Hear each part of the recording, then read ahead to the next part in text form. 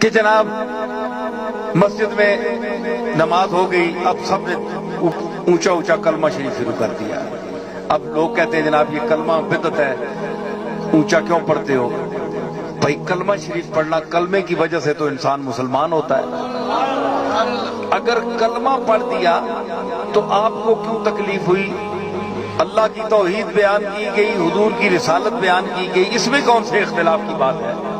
لیکن میرا اپنا ذاتی موقف جو ہے وہ یہ ہے کہ چونکہ نماز سلام پھرنے کے بعد، فرض پڑھنے کے بعد لوگ کئی بعد میں آتے ہیں، انہوں نے سنتیں رکعتیں پوری کرنی ہوتی ہیں، تو اگر اونچا اونچا کلمہ شریف پڑھا جائے تو لوگ بھول جاتے ہیں، نماز مکمل نہیں ہوتی۔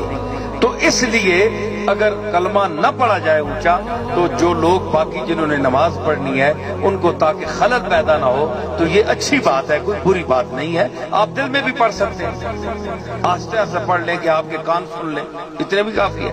ہمارے ہاں گولڈا شریف میں کلمہ شریف اونچا نہیں پڑھا جاتا۔ پیر میر علی شاہ صاحب کے دور سے یہ پرانا جو معمول چلا رہا ہے، بس وہ آہستہ سے پڑھتے ہیں ہم سب۔